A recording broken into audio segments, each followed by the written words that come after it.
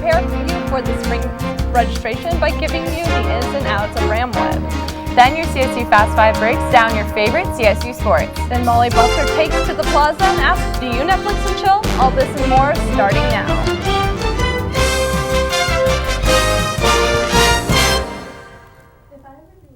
Thank you for joining us this evening, CSU in Fort Collins. I'm Kay Bennett. And I'm Bailey Lakey.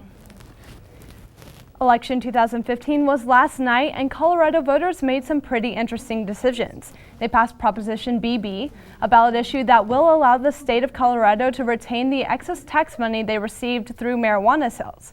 Fort Collins voters also passed Issue 2B, an initiative that will allow the city of Fort Collins to provide its own high-speed internet services like they do with water and electricity. The most interesting story of the evening was Jefferson County's recall of 3 conservative school board members. These particular members caused controversy when they tried to change AP history coursework. In a new study, Colorado has given up its title as the skinniest state in the country. The study conducted by Wallethub analyzed both obesity and overweight prevalence in the states. They found that Hawaii is now the skinniest state in the country, with Colorado in number 2 ranking. This is the first time in a decade that Colorado has been beaten for the title. Our high ranking is owed to our hiking and biking availability. The end of fall semester brings changing leaves, warm sweaters, and anticipation for the Christmas season. However, it also brings about registration stresses for spring semester classes.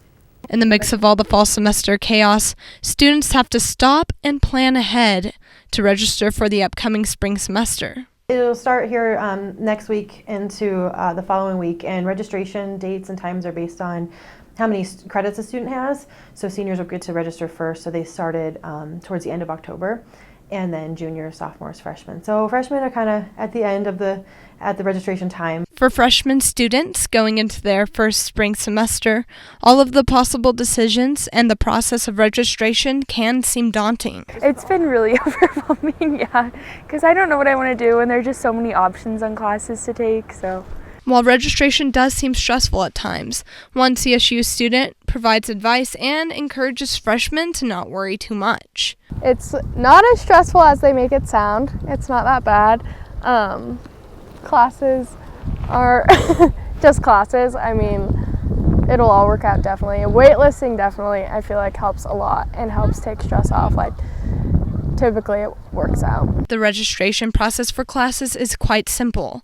After accessing RamWeb, all students have to do is enter their advising code, click the registration link, and then type in the course code numbers for the classes they want. The easiest way to avoid stress is by being prepared. CSU academic advisors are the main source of help to get a set plan. Don't be afraid to ask questions, and that's again what your advisor and academic support coordinator is for. We're here to help you and get the courses that you need to graduate. That's our goal, and we want to see you succeed. So don't be afraid to reach out, and if you feel like, oh my gosh, I don't know what's going on, always ask questions. If you don't know who your advisor is, contact your major department, or if you're undeclared, contact the undeclared office, which is CASA. There's always somebody to ask, and so you're not going in this blindly or alone. So don't be afraid to ask questions, make an appointment early, and come prepared for the appointment. To make an advising appointment, just call the main office of your respective college, and they can help you from there. One CSU professor is featured in the National Geographic magazine this month for his discoveries in Honduras. Archaeologist Christopher Fisher was part of a small team that discovered the ancient city of the Jaguar and Valley of the Fortress. On the 11th day expedition, they found 52 items in all, ranging from pottery to animal sculptures. In national news, the Black Youth Project at the Study of Race, Politics, and Culture at the University of Chicago released a new report today to the Associated Press.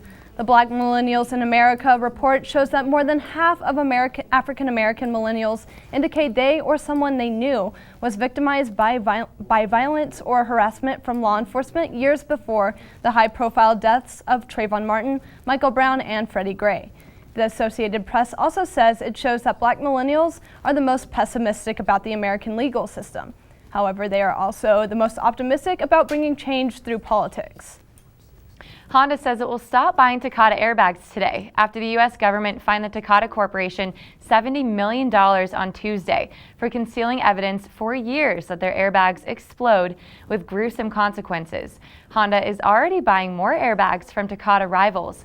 It has not been determined if this will be the company's downfall, but 38% of Takata sales are from airbags, and their shares fell around 20% in Tokyo today. Colorado State University has responded to a controversial article published by the Collegian. The article claims that CSU's Todos Santos Center takes water from small Mexican towns that have a scarce water supply. CSU's response stated that the Collegian article lacked perspectives and failed to portray the situation in a truthful and fair manner. CSU has also responded saying they are working with members of these communities to help solve the problems of water scarcity. We'll keep you updated in the future on this story.